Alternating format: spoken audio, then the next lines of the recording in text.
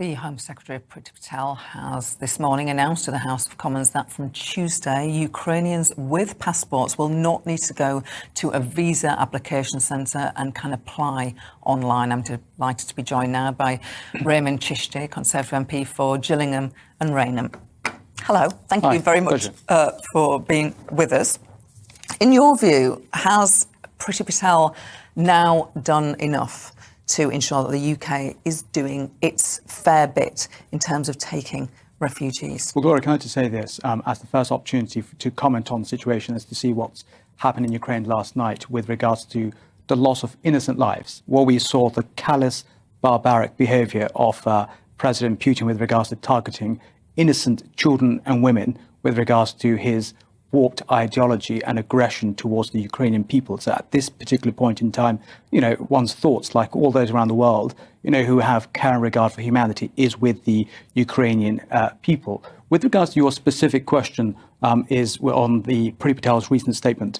Look, we're dealing with a rapidly changing, evolving situation day by day. We're into day 14 of this conflict. And I think the measures announced by the Home Secretary today, of course, are to be welcomed with regards to saying, the situation with individuals who have Ukrainian passports. You don't need to go to a visa centre. You could do it online. And I think that, of course, has to be welcomed to make it quicker, speedier, swifter to help those who need this help. But also, I would say the situation for the United Kingdom is putting forward resources across other parts of Europe. Say, for example, the largest number of individuals coming out from Ukraine are through Poland and through Romania, to ensure that our resources, with regards to ability of officials to deal with that volume. So I think a few days back, a week ago, we were dealing about processing 600 cases. Then that went up to 6,000, ability to process. And now I think it's up to 13,000. So I think the combined approach to where we are now, I think, of course, the new measures got to be welcomed. But, of course, day by day, as the situation changes, we're doing what we need to do at this point in time. But of course, we should look at doing more as time moves on. OK. Let's talk about the cost of living. Asked about the impact of sanctions on Russia for British people, the Business Secretary, Kwasi Kwarteng, told you guys, MPs, yesterday, he believed the public was, I quote, willing to endure hardships in solidarity with the people of Ukraine. Frankly, it's easy for him to say, isn't it? He's well paid, as we are.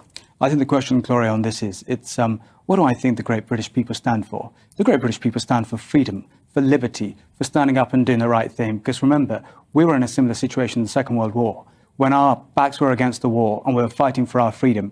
And if we saw what President Zelensky said to members of parliament, he said, fellow citizens around the world who believe in civility and civilization need your help and support. So do I think with regards to the measures the government will have to take, there will, of course, be a knock-on effect with regards to what happens in Ukraine and the issue about energy reliance from Russia to Europe. And also, I think for us here in the UK, it's about 4% on gas and 8% on oil that we have from Russia. We have to be self-sustainable, and the government is, moving in that direction through renewable energy, whether it's hydrogen, whether it's, wind, whether it's solar. But of course, there will be a knock-on effect for standing up for freedom and liberty, in what's going on in Ukraine to back here in the UK.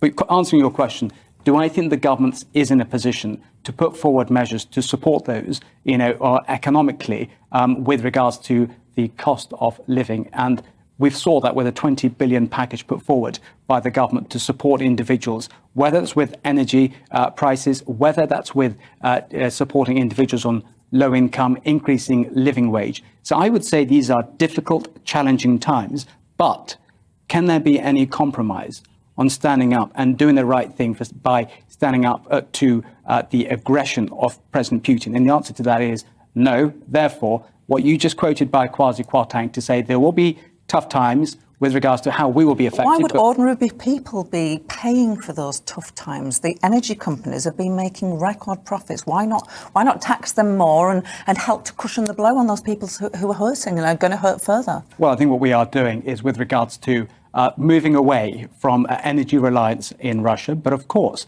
the situation on that being as frank as I possibly can, you can't do that straight overnight, and therefore increasing renewable energy across the board, but having package of economic measures available to support up to 20 billion for the British people, I think, across sectors, whether that's with, assisting with energy prices going up, whether it's with regards to the national insurance contributions, which will increase, ensuring that those on lower income, are supported in that as well.